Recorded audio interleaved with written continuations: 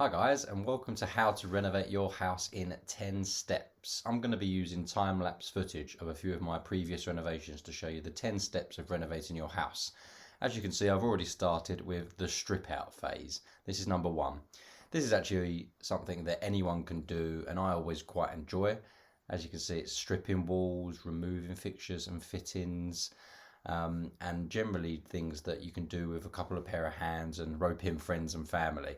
It's something that you can do for minimal cost. Here is just sort of a 30–40 pound wallpaper stripper, and you just always need someone to help you tidy up. Is always one of the worst jobs about this sort of thing. But when I was taking out fixtures and fittings, you're just using a hammer and a bolster and removing things, and it's just getting things like carpets up, taking off skirting, taking off architraves. In this house here, you can see I had to remove polystyrene tiles from the ceiling.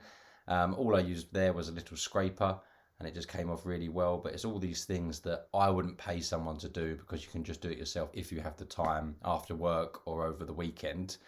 This house had a bit more involved with it, so I have to remove lath and plaster ceilings. So that what you can see there underneath is called lath and plaster, and it was all, the ceiling was basically falling away, so I had to remove that as well. So all of this is still stage one of removing things and stripping out the property. I'd say it takes between 2 and 4 weeks usually. Stripping walls, as anyone who's tried it themselves, can either go really well or really poorly. For instance, this house that my wife and I bought is going really well so far because they only used one wallpaper one time. So I've been to properties where they've papered over wallpaper and papered over wallpaper, so you've got 3 or 4 layers and it can take forever.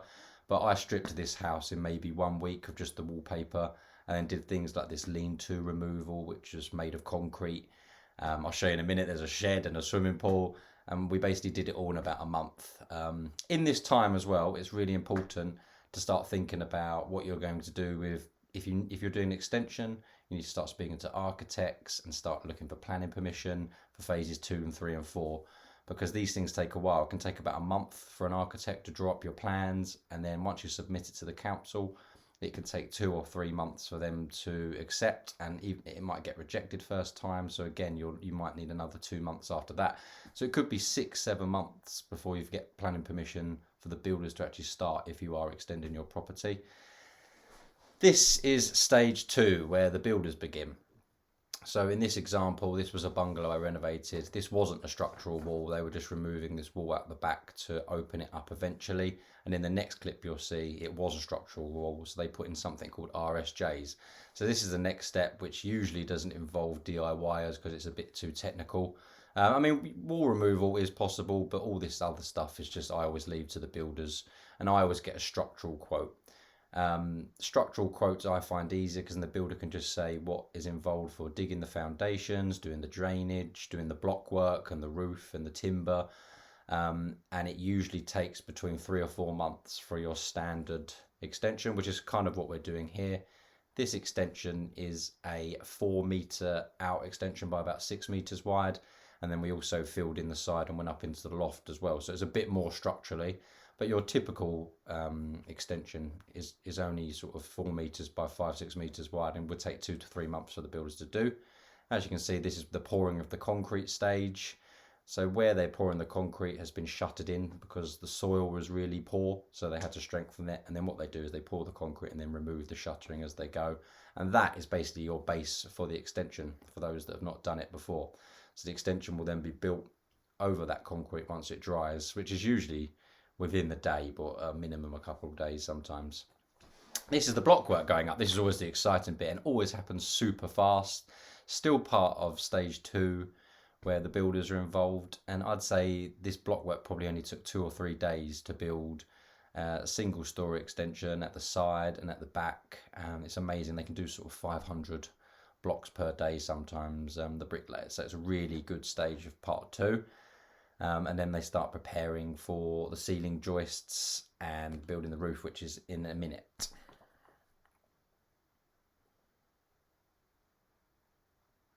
So what you haven't seen in this clip is what they would have done is the drainage. It's always way more technical and way more complicated than you think. It takes a lot of time. Sometimes you think, oh, what have they done for the last week or so? But it's all digging out foundations and digging out drainage.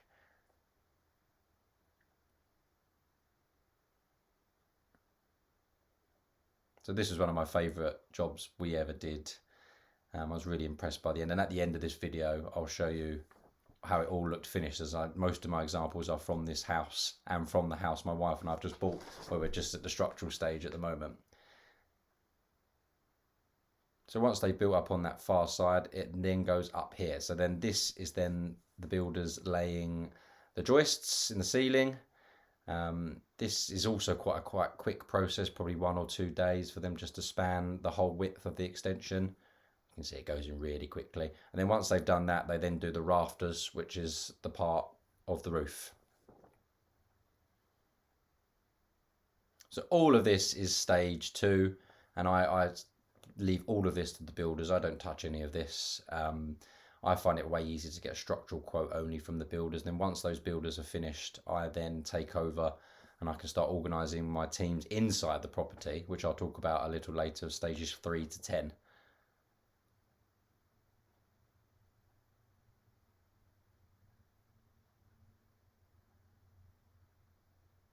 Now they're starting to do the rafters. Bit more technical than the floor joist, takes a bit longer. We did a loft extension, but we didn't raise the pitch because we didn't think we'd get planning permission for that, as it was a bungalow, and it was a bit wedged in between 2 houses, so they don't like it when you remove a bungalow like that in between 2 houses. And this room basically became a really long bedroom and ensuite, which I'll show you at the end, so it was pretty cool.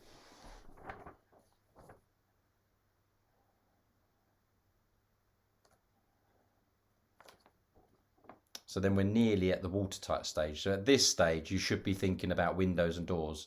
So you should be contacting a few companies, or if you know anyone, and start getting quotes. Because once the blockwork's done, you can see what your windows and doors are going to be, your sizes. They can come and measure, and you can start discussing. Because again, you don't want to be doing these things once the builders are finished, because you'll just lose a month with no one working there. So I would get window and door guys in at this stage to start measuring and quoting and see your options. And then by the time the builders are finished, you can then put in the windows and doors, like in this example here. And then the whole place is watertight. Because if it's not watertight, you shouldn't really start too many of the next stages, really. You can probably do some plumbing and electrics, but the guys generally prefer to begin when everything's watertight and safe, because a plumber, for example, might have copper pipes. He doesn't want to leave lots of copper pipes in an unsafe building where they could get stolen. And let alone it's just drier and warmer and nicer for everyone. The next stage, so watertight windows and doors, is 3. The plumbing and electrics first fix, which you can see this example here of an electrician chasing some walls through sockets, is stage 4. So this is quite technical. You have to think about where all your radiators going, where all your sockets, all your light switches, all of your lights. It's quite a lot of decision making. I would always ask the plumber and electrician first to give you advice on where they would have things, but also think about fixtures and furniture you're going to buy, sofas, where you want lamps, lights. It's really important and really time consuming. If you think about how many fittings there are, there's probably over 200 by the time the property's done. Stage 5 is something you could definitely do yourself, which is insulating the ceilings. So all of this new build is just exposed, so you need to insulate it with wall insulation, 100mm usually, but you can do more if you want to. They come in rolls and can be easily cut. And then we're also plasterboarding these ceilings while we go, which is stage 6. Plasterboarding is always the exciting part, because you've been looking at these exposed beams and mess for months, and all of a sudden they go up. But they obviously have to be done after the plumber and electrician have finished. Then you can see me cutting out. This next part is a bit more of what the builders do really, which is screeding.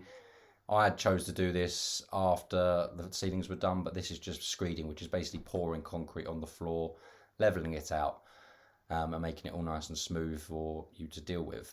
And then the fun stage, what I think, is 6, which is plastering and coving. So the plasterer comes in, hides all the mess, and makes everything look like an actual home. Plasterers also can do coving if you want them to do that as well. It's not usually a carpentry job, so I always get my plasterer to plasterboard, dot and dab, which is basically gluing plasterboard to the ceiling essentially, and then skimming everywhere. Stage 7, this is kitchen install and carpentry. This is always a really exciting stage, and you should be thinking about your kitchen and carpentry way before you're plastering. start measuring things and start ordering things, because again, a kitchen might take 4 weeks to be delivered, so you need to get it ready and think further in advance. So with a carpenter, you want to think about skirting, architrave, which is the wood around doors. You want to think about internal doors, obviously the kitchen, laminate flooring or Antico, that type of flooring. All of these things carpenters do, let alone wardrobes. So many things a carpenter does. So the carpenter might be on site for well over a month if you're doing a lot like we are here. So we had 5 bedrooms, a living room. So it's a lot of work. And then the second fix. So the second fix is a huge job. And this is lots of decisions again. So this is second fix: tiling, electrics, plumbing. Second fix is basically putting on sockets, putting down toilets, putting on tiles, and basically starting to get that finished look.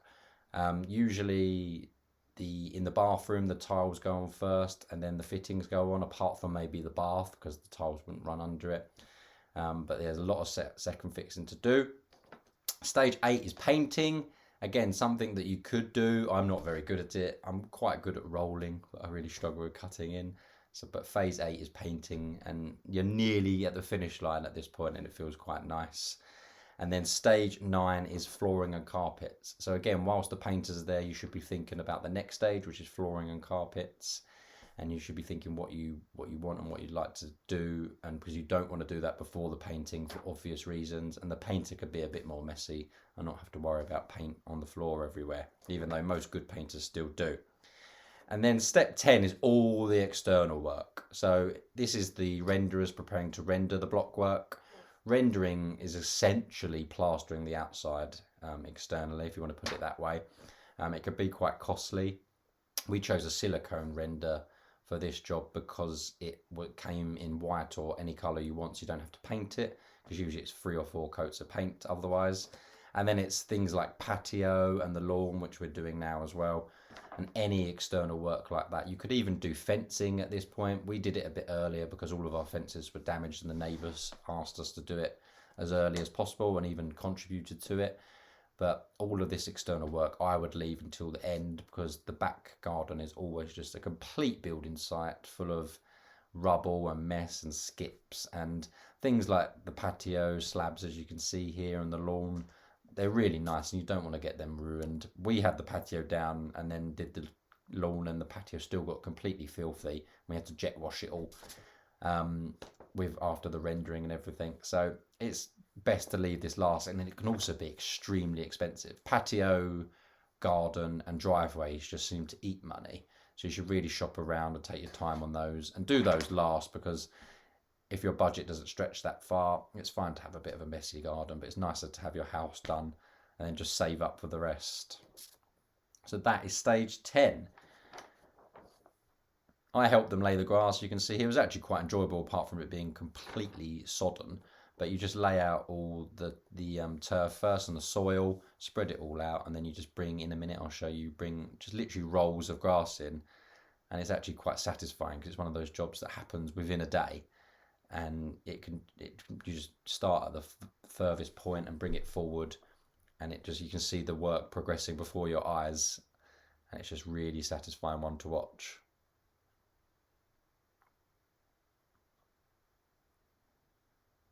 I would say if you're having an extension, if you're extending and renovating the whole house, you're definitely looking at a year to 15 months. It just drags on and on and on. You have to be organised and try and take my steps 1 to 10 and look far in advance if you can.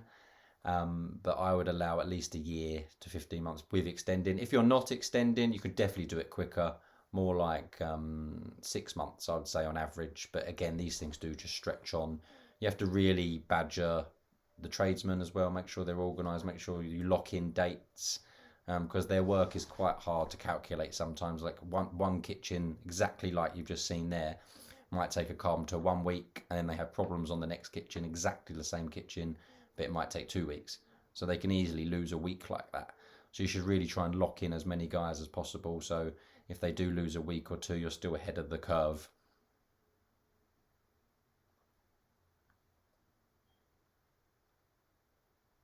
It's always really satisfying to see the end result. This is that upstairs loft I told you about, really long room.